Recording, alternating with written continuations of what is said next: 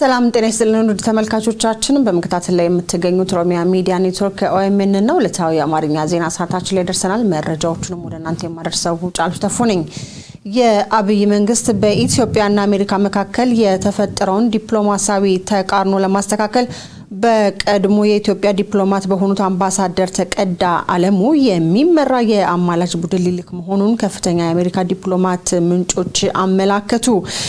የአማላጅ ቡድን የቀድሞ ባለስልጣናትን ጨምሮ አምባሳደር ግሩም አባይ ሚኒስትር ዴታ ኢዮብ ተካልኝንና የአብይ አህመድ የመጣኒ ሀብት አማካሪ ምህረቱ ማሞን በውስጡ የያዘ ነው ሲል ዘፊንፊኔ ኢንተርሴፕት ከአሜሪካ ከፍተኛ ዲፕሎማት አገኘው ያላቸው ምንጮች ወቢ በማድረግ ዘግቧል። እቅዱ ከተሳካ በሁለት ሳምንታት ውስጥ ወደ ዋሽንግተን ጉዟቸውን የሚያደርጉ ሲሆን ከአሜሪካ የውጭ ጉዳይ ሚኒስትር ጋርም ይመክራሉ ተብሏል። ዘፊንፊኔ ኢንተርሴፕት እንደዘገበው ከሆነ የአሜሪካ መንግስት በቅርቡ በኢትዮጵያ ባለስልጣናት ላይ የጣለው የቪዛ ማዕቀብ ለሽምግልና የሚላኩትን ባለስልጣናት ያካትታል ወይስ አያካትትም የሚለው እስካሁን አልተለየም ብለዋል። አሜሪካ በኢትዮጵያ ላይ የጣለችው የቪዛ ማዕቀብ የአሁኖቹን የብልጽግና ባለስልጣናት ጨምሮ የቀድሞዎቹን እንደሚያካትትም ይታወሳል። በትግራይ ክልል 7 ወራትን ባስቆጠረው ጦርነት በርካታ ህፃናት የአካል ጉዳት እንደደረሰባቸው ተነገረ። ቪኦኤ ባወጣው ዘገባ በክልሉ በርካታ የሕክምና ተቋማት በጦርነቱ በመውደማቸው ጥቃት ደርሶባቸው ሕክምና የሚያገኙ ህፃናት ቁጥር ጥቂት ነው ሲል ዘገባ አውጥቷል። ጉዳዩን በሚመለከት ተጨማሪ ዘገባ አለን።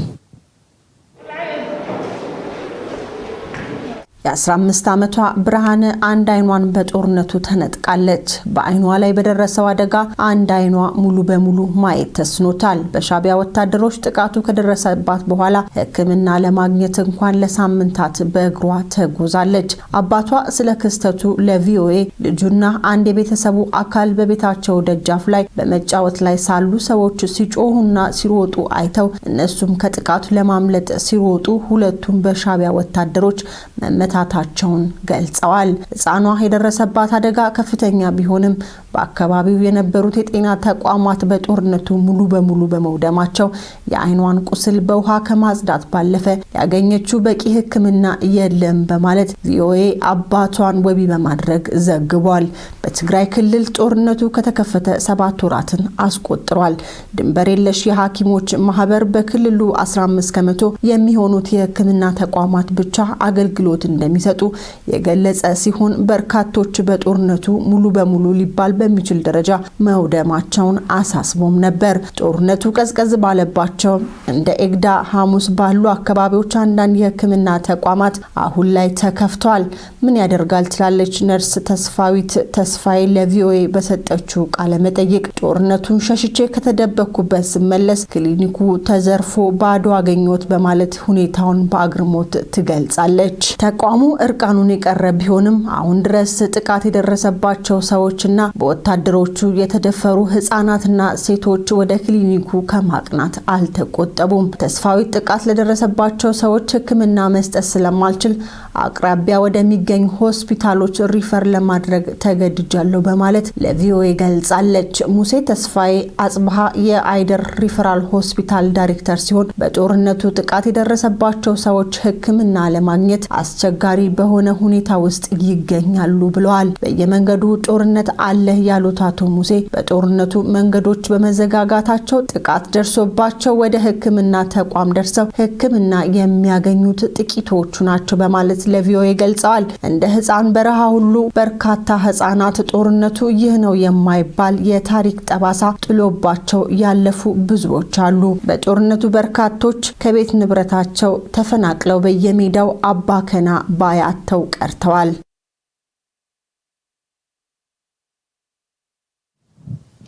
ይህ በእንዲህ እንዳለ የኤርትራ መንግስት አሜሪካ የትግራይ አመራሮችን እየረዳ ነው ሲል ወቀሳ አቀረበ። የኤርትራ የውጭ ጉዳይ ሚኒስትር የአሜሪካ መንግስት የህወሓት አመራሮችን ላለፉት 20 ዓመታት ሲደግፍ መቆየቱን ተችቶ በአሁኑ ሰዓት በትግራይ ላለው ጦርነት ኤርትራን ተጠያቂ ማድረግ መሰረት የሌለው ነገር ነው ብለዋል።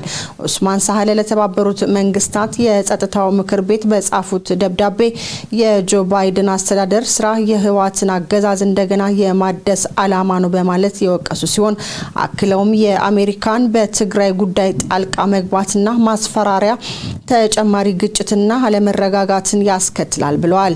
የኤርትራ የውጭ ጉዳይ ሚኒስትር አክለውም ህወሓቶች ራሳቸውን ለማጠናከርና የአብይ መንግስትን ለማሽመንመድ ያወጡትን ድብቅ እቅዶችን ለማቀድ ሲሉ ሐሰተኛ መረጃዎችን በማሰራጨት ቅስቀሳ እያደረጉ ነው በማለት የወነጀሉ ሲሆን የተባበሩት መንግስታት የጸጥታው ምክር ቤት ይህንን ኢፍትሐዊ ድርጊት ለማስቆም ተገቢውን እርምጃዎች መውሰድ አለበትን በማለት አሳስበዋል።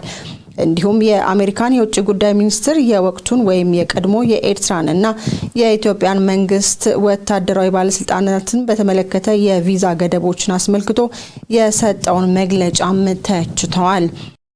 ነገር ግን ምንም ዓለም አቀፉ ማህበረሰብ የኤርትራ ወታደሮች ከትግራይ መውጣት አለባቸው በማለት ከፍተኛ ጫና እየፈጠሩ ቢሆንም ኡስማን ሳህለ በደብዳቤያቸው ስለ ጉዳዩ ዙሪያ ያሉት ነገር የለም።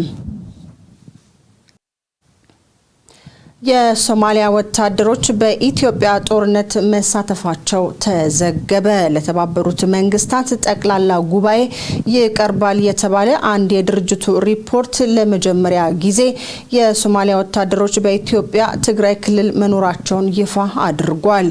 በሪፖርቱ ለተባበሩት መንግስታት በጣም አሳሳቢውና እውነታው የኤርትራ እምቢተኝነትና የፖለቲካ እንዲሁም ወታደራዊ ጫናን በቀጠናው ለማጠናከር መፈለጉ ነው ተብሏል። ነስረዲን ሁሴን ተጨማሪ ዘገባ አለው።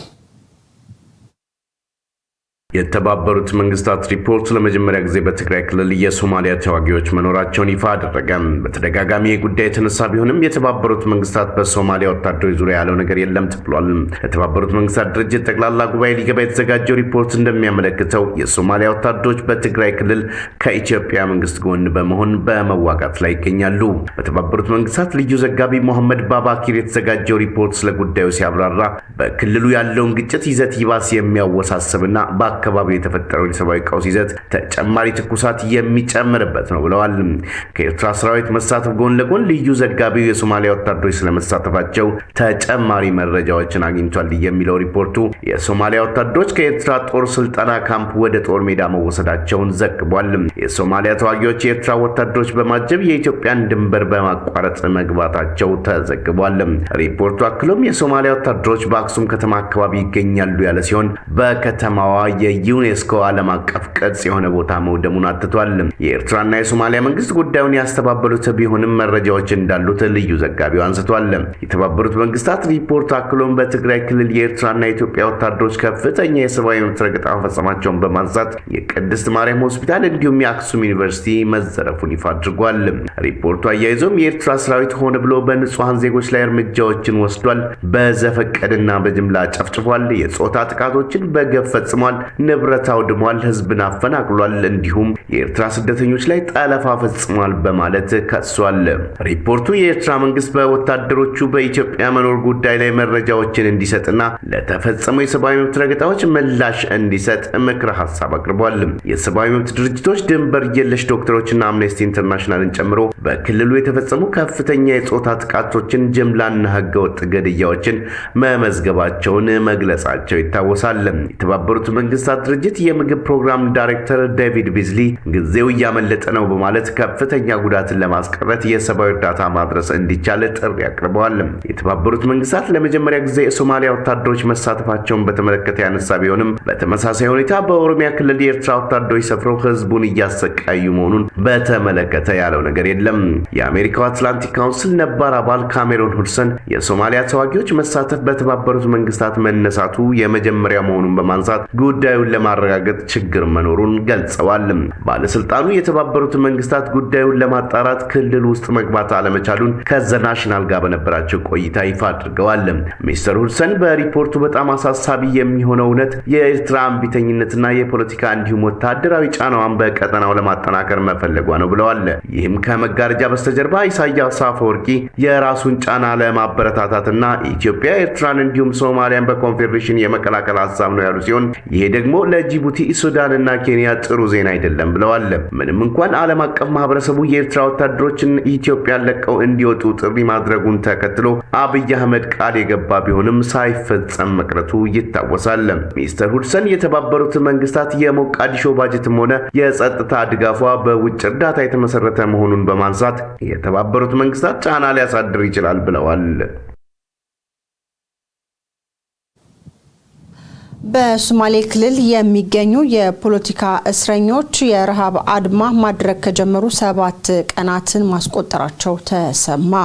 የፖለቲካ እስረኞቹ የረሃብ አድማውን የጀመሩት እስከ ዛሬ ድረስ ፍርድ ቤት አለመቅረባቸውንና እየተጓደለባቸው ያለውን ፍትህ በመቃወም እንደሆነ ምንጮቻችን ገልጸዋል። ዝርዝራለን። በሶማሌ ክልል የሚገኙ የፖለቲካ እስረኞች የረሃብ አድማ ማድረጋቸውን ከጀመሩ 7 ቀን አልፏቸዋል ተባለ። ግንቦት 1 ቀን 2013 ዓመተ ምህረት እኩለ ሌሊት ላይ ከታሰሩት 4 ጋዜጠኞችና 14 የፖለቲካ እስረኞች መካከል አቶ ሰኢድ ኑር ከሌሎች 6 የፖለቲካ እስረኞች ጋር በመሆን የረሃብ አድማ መጀመራቸው የሶማሌ ክልል ምንጮች ተናግረዋል። እነዚህ የፖለቲከኛ እስረኞች የኢትዮጵያ ሕግ በሚፈቅደው መሰረት በ48 ሰዓት ውስጥ ፍርድ ቤት መቅረብ የነበረባቸው ቢሆንም እስካሁን ፍርድ ቤት አልቀረቡም ተብሏል።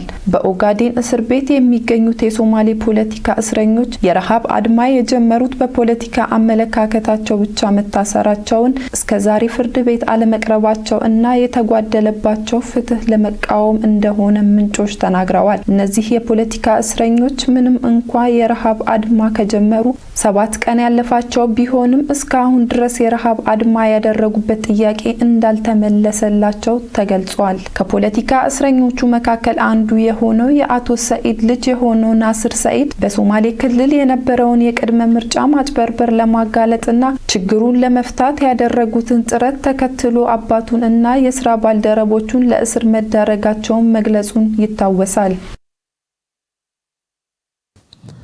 በመጨረሻም ባልደራስ 6ኛው ሀገራዊ ምርጫ ትንሹን የምርጫ መስፈርት እንኳን እንደማያሟላ በሰራውት የዳሰሳ ጥናት አረጋግጫለሁ አለ። ባልደራስ ሰራውት ባለው የዳሰሳ ጥናት ላይ የፖለቲካ ፓርቲ አመራሮች በእስር ላይ መሆናቸውን፣ ከምርጫው ተገፍተው የወጡ የፖለቲካ ፓርቲዎች መኖርን፣ አብዛኛው የምርጫ አስፈጻሚዎች የብልጽግና ካድሬዎች መሆናቸውንና በፖለቲካ ፓርቲ አመራሮች እጩዎች አባላት እና ደጋፊዎች ላይ የደረሰ ያለውን ከፍተኛ ወከባ ምርጫው ትንሹን እንኳን ፍትሃዊ የምርጫ መስፈርት ላለማሟላቱ በዋና ምክንያትነት ጠቅሷል። ከዚህም በላይ ባልደራስ በቢሾፍቱ በመተከልና በጎንደር መተማ ዮሐንስ የተገደሉትን የኢዜማና የአብን አባላትንና የምርጫ እጩዎችን በማስታወስ ምርጫው የደህንነት ስጋት እንዳስከተለም ገልጸዋል። የምርጫ አስፈጻሚዎቹን በተመለከተ ደግሞ ፓርቲው ምርጫ አስፈጻሚዎቹ የተመረጡበት ተቋማት ማለትም ማዕከላዊ ስታቲክስ ኤጀንሲ፣ የስራ ፈጠራ ኮሚሽንና የፊንፊኔ ሴቶች ስራ ፈጠራ ማህበር ላይ እምነት እንደሌለው ተናግረዋል። እንዲሁም ፓርቲው ምንም እንኳን ምርጫው ሊደረግ 2 ሳምንታት ብቻ የቀረው ቢሆንም በፊንፊኔ በበቂ ሁኔታ መራጮች ድምጻቸውን ለመስጠት ስላልተመዘገቡ የመራጮች ምዝገባ እንደገና እንዲደረግም ጠይቋል። በጥቅሉ ባልደራስ የቅድመ ምርጫው ሂደቱ ጥያቄ ውስጥ ለመግባቱ የብልጽግናን ችግርና የምርጫ ቦርድን ድክመት በዋናነት አንስቷል። ውድ ተመልካቾቻችን ለዕለቱ ያዝናቸው የአማርኛ ዜናዎች እስካሁኖቹ ናቸው። ከቀሪ ፕሮግራሞቻችን ጋር ሰናይ ጊዜ ተመኘሁ።